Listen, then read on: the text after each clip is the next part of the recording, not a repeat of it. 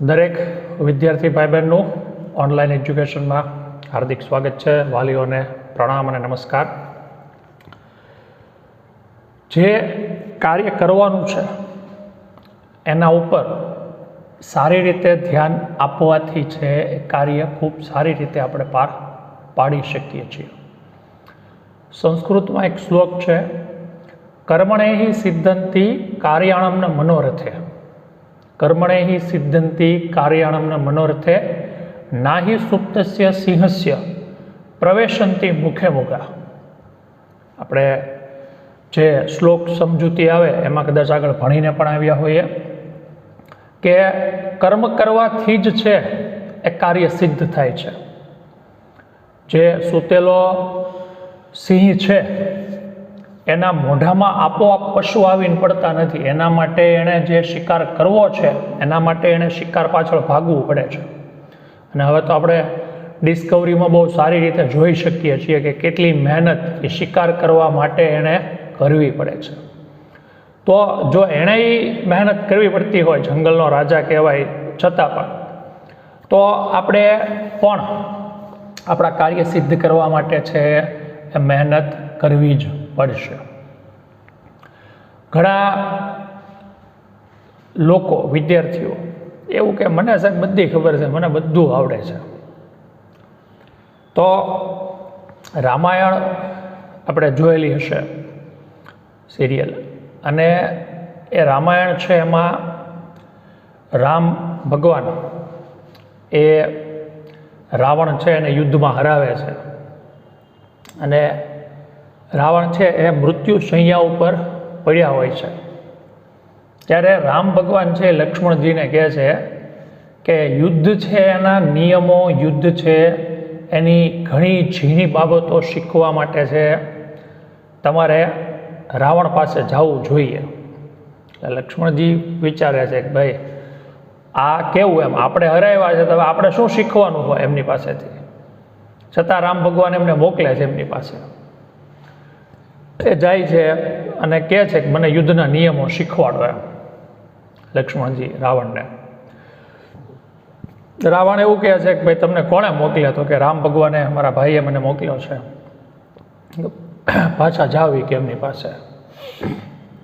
પાછા જાય છે ને એ કે એણે તો મને શીખવાડવાની ના પાડી દીધી, કે પાછા મોકલી દીધા રામ ભગવાનને કે લક્ષ્મણજી. તો કે તમે ક્યાં ઊભા હતા?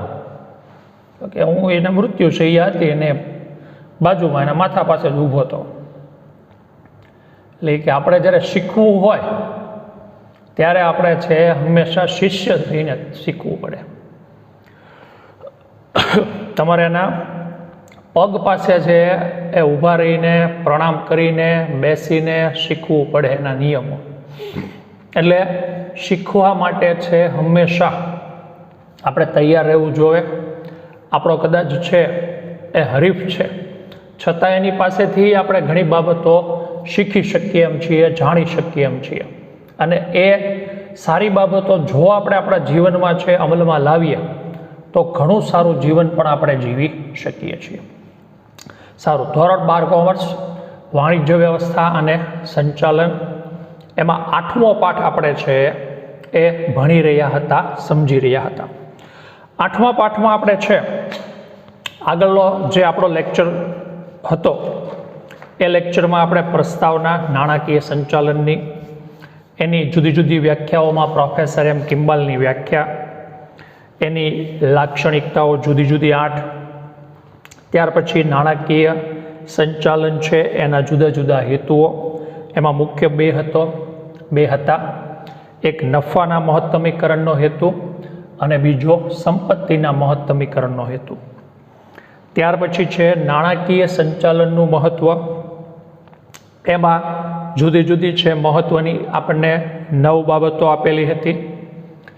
નાણાકીય નિર્ણયો જે આપણા 3 ભાગમાં વહેંચાયેલા હતા: રોકાણ સંબંધિત, ધિરાણ સંબંધિત અને ડિવિડન્ડ સંબંધિત. ત્યારબાદ એ 3 વિષયની છે બાબતો અને એને અસર કરતા પરિબળો. ત્યાર પછી છે મૂડી માળખું, એનો અર્થ અને એની વ્યાખ્યાઓ, એની જુદી જુદી છે 9 લાક્ષણિકતાઓ, ટૂંકો પ્રશ્ન હતો. મૂડી માળખાના પ્રકારો 4 ભાગમાં વહેંચાયેલા હતા. એ અસર કરતા પરિબળો, જેમાં આંતરિક પરિબળો અને બાહ્ય પરિબળો. પાના નંબર 89. આંતરિક પરિબળો છેલ્લે આપણે પૂરા કર્યા હતા. બાહ્ય પરિબળોથી આપણે આગળ છે એ સમજવાનું થાય છે. હવે જુદા જુદા 7 આપણને છે એ બાહ્ય પરિબળો આપેલા છે. એમાં પહેલું બાહ્ય પરિબળ છે મૂડી બજારમાં તેજી મંદીની પરિસ્થિતિ. હવે જો મૂડી બજારમાં તેજીની સ્થિતિ હશે તો નાણાં સરળતાથી આપણને મળી જાય છે અને નાણાંનો સરળતાથી આપણે આપણા એકમમાં ઉપયોગ કરી શકીએ છીએ. પણ તેજીની સ્થિતિમાં આપણે જરૂર જ ન હોય. આપણે નાણાંની જરૂર ક્યારે હશે? મંદીની સ્થિતિમાં હશે. તો આવા સંજોગોમાં છે આ વસ્તુ આપણને અસર કરે છે. મંદીમાં પણ નાણાં મળશે ખરી, વ્યાજનો દર કેવો હશે? વધારે હશે. તો આ સ્થિતિનો આપણે જો સામનો તૈયાર કરવા હોઈએ તો આમાં આપણે આગળ વધવું જોઈએ. મંદીના સમયમાં રોકાણકારો વ્યાજની સ્થિર આવક માટે ઇક્વિટી શેરમાં નહીં પરંતુ ડિબેન્ચરમાં રોકાણ કરવાનું પસંદ કરે છે. એટલે આપણને સરળતાથી ઇક્વિટીના નાણાં ન મળી શકે. જ્યારે તેજીના સમયમાં ઊંચા ડિવિડન્ડની અપેક્ષાએ રોકાણકારો ઇક્વિટી શેરમાં રોકાણ કરવાનું પસંદ કરશે. આમ મૂડી માળખાની રચનાનો આધાર મૂડી બજારમાં પ્રવર્તમાન વલણો ઉપર છે, સ્થિતિ ઉપર છે એ રહેલો જોવા મળતો હોય છે. પણ મેં તમને ટેક્સ્ટબુક કરતાં સરળ ભાષામાં સમજાવ્યું કે જ્યારે તેજીની સ્થિતિ હોય છે ત્યારે નાણાં સરળતાથી મળે છે, પણ તેજીમાં આપણે જ જરૂર હોતી નથી. મંદીની સ્થિતિમાં છે મુશ્કેલીથી મળે છે અને વ્યાજનો દર પણ વધારે હોય છે. તેજીમાં છે એ ઇક્વિટીમાં છે સરળતાથી મળી રહે છે, મંદીમાં છે ડિબેન્ચરમાં સરળતાથી નાણાં મળી રહે છે. ત્યાર પછી છે મૂડી બજારમાં પ્રવર્તમાન વ્યાજનો દર. પ્રવર્તમાન એટલે અત્યારના સમયનો. મૂડી બજારમાં પ્રવર્તમાન વ્યાજનો દર ઊંચો હોય તો ઇક્વિટી શેર બહાર પાડી ભંડોળ મેળવવાનું વલણ રહે છે. આ વાક્ય આપણે અંડરલાઈન કરજો. કારણ કે ઓછીની મૂડી પર વધુ વ્યાજની ચૂકવણી કંપની માટે બોજારૂપ બને છે, પરંતુ પ્રવર્તમાન વ્યાજનો દર ઓછો હોય તો મૂડી માળખામાં ડિબેન્ચરને પણ સ્થાન આપવામાં આવે છે, જેથી ઇક્વિટી પરના વેપારનો આપણે લાભ લઈ શકીએ અને સરળતાથી છે આપણો જે ઇન્કમ ટેક્સ ભરવાનો થતો હોય એમાં આપણને રાહત મળી શકે છે. તો પહેલું મૂડી બજાર અને તેજી મંદીની સ્થિતિ, બીજું વ્યાજનો દર. ત્રીજું છે મૂડી પડતર એટલે કે જામીનગીરી બહાર પાડવાનો ખર્ચ. આ ખર્ચ જેમ ઓછો આવે એમ એકમ માટે શું ગણાય છે? ફાયદારૂપ ગણાય છે. મૂડી ઊભી કરવા માટે જામીનગીરીઓ બહાર પાડવામાં આવે ત્યારે કંપનીએ વિજ્ઞાપન પત્ર બહાર પાડવાનો ખર્ચ, આપણે દરેક ન્યૂઝપેપરમાં એડ આપવી પડે છે, ટીવીમાં એડ આપવી પડે છે, FM દ્વારા આપણે એડ કરાવતા હોઈએ, તો આ બધાનો ખર્ચ આપણા એકમે ભોગવવો પડે છે.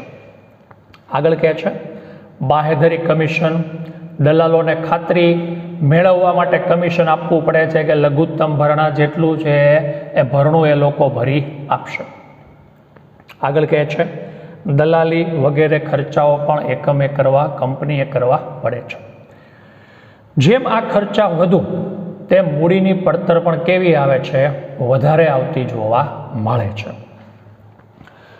વિવિધ પ્રકારની જામીનગીરીઓ બહાર પાડવામાં ખર્ચા જુદા જુદા થતા હોય છે. જો કે ડિબેન્ચર બહાર પાડવાનો ખર્ચ અન્ય જામીનગીરીઓની સરખામણીમાં ઓછો આવતો જોવા મળે છે. પાછો આપણો 1 માર્કવાળો પ્રશ્ન, કેમાં ઓછો ખર્ચ આવે છે? તો ડિબેન્ચર બહાર પાડવામાં છે પ્રમાણમાં ખર્ચ ઓછો આવે છે, કારણ કે લોકો એમાં રોકાણ કરવા સરળતાથી તૈયાર થઈ જાય છે. વ્યાજનો દર સારો છે એટલે લોકો સરળતાથી તૈયાર થતા હોય છે.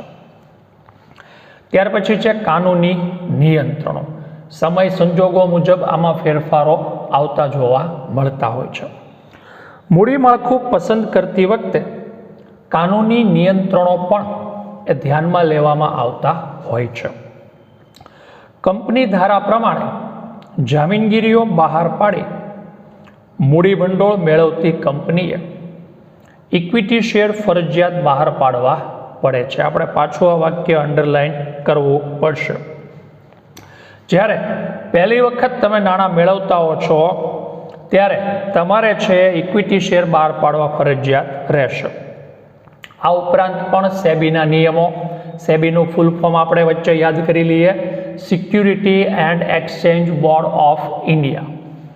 આ સિવાય આરબીઆઈ, બરોબર, રિઝર્વ બેંક ઓફ ઇન્ડિયાના નિયમો, કંપની ધારાની જોગવાઈઓ પણ ધ્યાનમાં લેવામાં આવતી જોવા મળે છે.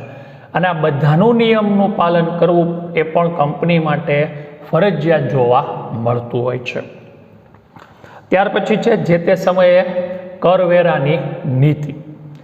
કરવેરાનું પ્રમાણ ઊંચું હોય તો કંપની ડિબેન્ચર બહાર પાડી વધુ મૂડી ભંડોળ મેળવવાનું વલણ રાખે છે, જેથી ડિબેન્ચર પર ચૂકવેલ વ્યાજની રકમ કરવેરાના હેતુ માટે આવકમાંથી કપાત તરીકે મજરે મેળવી શકાય. કપાત એટલે બાદ અને મજરે મેળવી શકાય એટલે પરત મેળવી શકાય. મેં તમને ઉપર જ વાત કરી કે ડિવિડન્ડ ચૂકવો છો તો ડિવિડન્ડ મજરે મળતું નથી, બાદ મળતું નથી, પણ તમે વ્યાજ ચૂકવો છો તો એ મજરે બાદ મળે છે.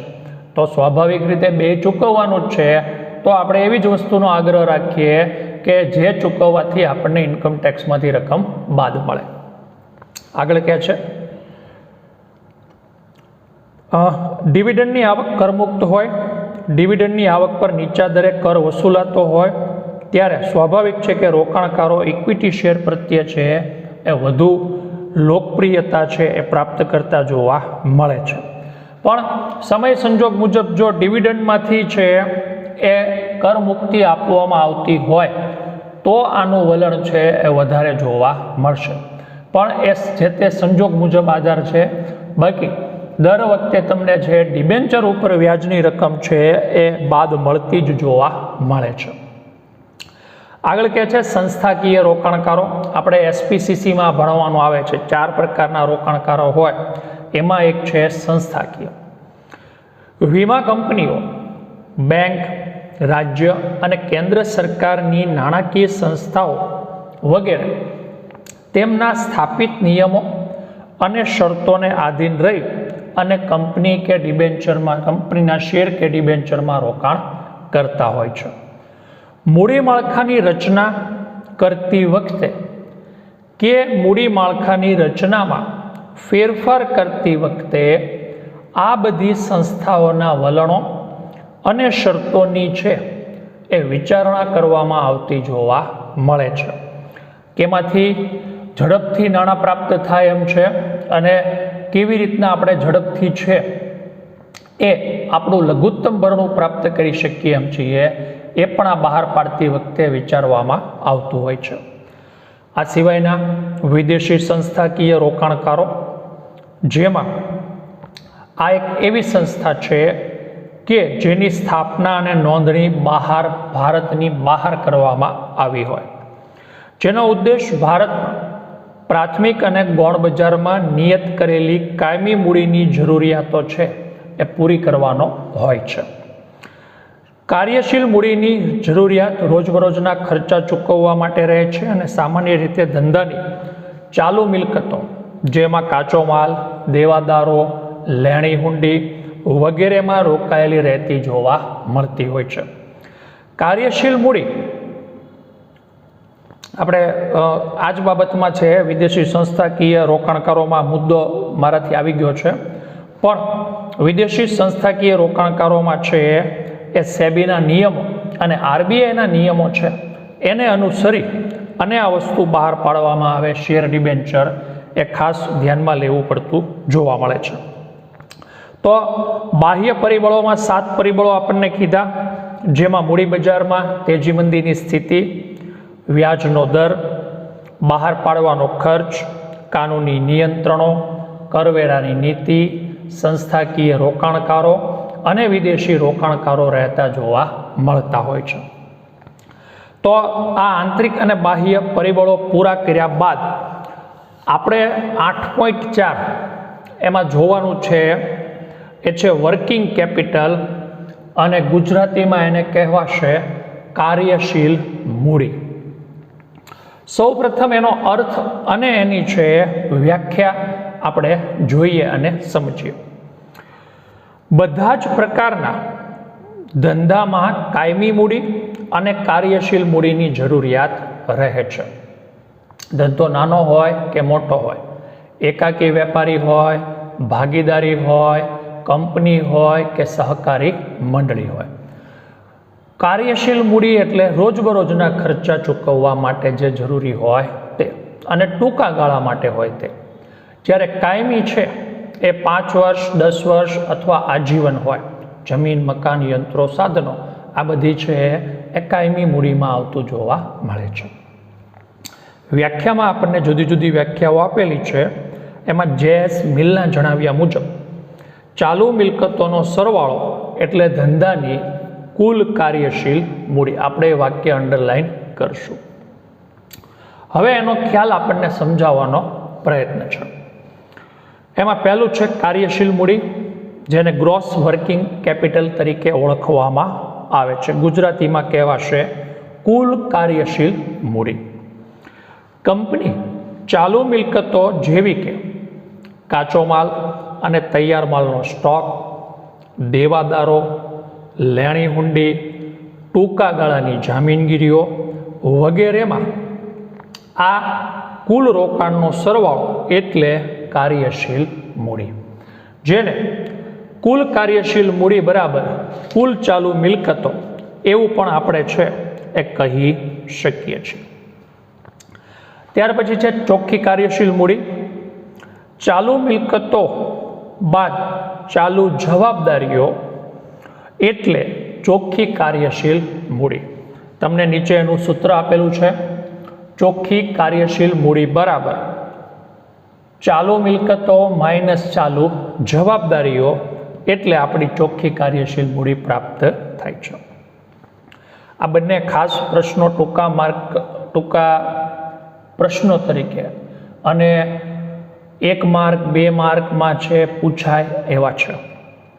જ્યારે ચાલુ જવાબદારીઓ કરતાં ચાલુ મિલકતોનો વધારો હોય તો તેને હકારાત્મક કાર્યશીલ મૂડી કહે છે, અને જ્યારે ચાલુ મિલકતો કરતાં ચાલુ જવાબદારીઓ વધારે હોય, જવાબ માઇનસમાં આવે, તો તેને નકારાત્મક કાર્યશીલ મૂડી કહેવાય છે, અને એ ધંધા માટે છે એ યોગ્ય કહેવાય નહીં. તો આ બંને છે એ કાર્યશીલ મૂડી બાબતે આપણે સ્પષ્ટતા કરી. હવે કુલ કાર્યશીલ મૂડી અને ચોખ્ખી કાર્યશીલ મૂડી વચ્ચે શું તફાવત છે? તો જો આપણે આ ખ્યાલ સારી રીતે સમજ્યા હોય તો એના ઉપરથી જ એના તફાવતના મુદ્દાઓ છે એ આપણે લઈ શકીએ છીએ. સૌ પ્રથમ અર્થની રીતે વાત કરીએ તો લેણદારો તમારી છે એ દેવી હુંડી, દેવાદારો, વેચાણપાત્ર જામીનગીરીઓ, બેંક સિલક અને રોકડ સિલક. એક લેણદારો નહીં આવે, પણ દેવાદારો, લેણી હુંડી, ટૂંકા ગાળાની જામીનગીરીઓ આ બધી કાર્યશીલ મૂડીમાં આવશે. જ્યારે જમીન, મકાન આવી બધી બાબતો છે એ ચોખ્ખી કાર્યશીલ મૂડીમાં, પણ એમાં છે તમને કીધું એમ ચોખ્ખી કાર્યશીલ મૂડી એટલે ચાલુ મિલકતો એમાંથી ચાલુ જવાબદારીઓ તમે બાદ કરી દો તો ચોખ્ખી કાર્યશીલ મૂડી મળી શકે છે. જોકે એકાઉન્ટ અને આનું બે વસ્તુઓ અલગ રહેશે. જમીન, મકાન, યંત્રો છે આપણે આમાં ચોખ્ખીમાં નહીં ગણીએ. આમાં જે સૂત્ર આપ્યું છે આપણે મુજબ જ લેશું. તરલતાની સ્થિતિ, કુલ કાર્યશીલ મૂડી છે તરલતાની સ્થિતિ દર્શાવતું નથી, જ્યારે ચોખ્ખી કાર્યશીલ મૂડી છે એ ધંધાની તરલતાની સ્થિતિ દર્શાવવા માટે સક્ષમ છે. નાણાકીય સ્થિતિ કઈ રીતે નક્કી થઈ શકે? તો કુલ કાર્યશીલ મૂડી પરથી આપણી નાણાકીય સ્થિતિ નક્કી થઈ શકતી નથી, પણ ચોખ્ખી કાર્યશીલ મૂડીથી નક્કી થઈ શકે છે. હકારાત્મક આવે તો સારી બાબત છે અને નકારાત્મક આવે તો એ બાબત પરિસ્થિતિ સારી નથી. એટલે એના ઉપરથી ખ્યાલ સ્પષ્ટ થાય છે. ચાલુ જવાબદારીમાં વધારો. કુલ કાર્યશીલ મૂડી છે એ ચાલુ જવાબદારીઓમાં વધારો કરે છે, જ્યારે ચોખ્ખી કાર્યશીલ મૂડી છે ચાલુ જવાબદારીઓમાં વધારો કરતી નથી હોતી. તો આ જ રીતે છે આ વસ્તુ થતી જોવા મળે છે તફાવત. તરલતાનો અર્થ લખી લેજો.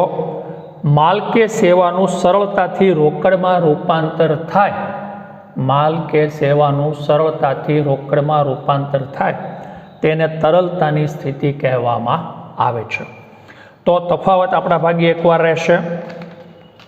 આ સિવાય બાહ્ય પરિબળોના નામ 3 વાર અને અંડરલાઇન છે એ આપણે 3 વાર લખવાની રહેશે. Thank you very much. અસ્તુ.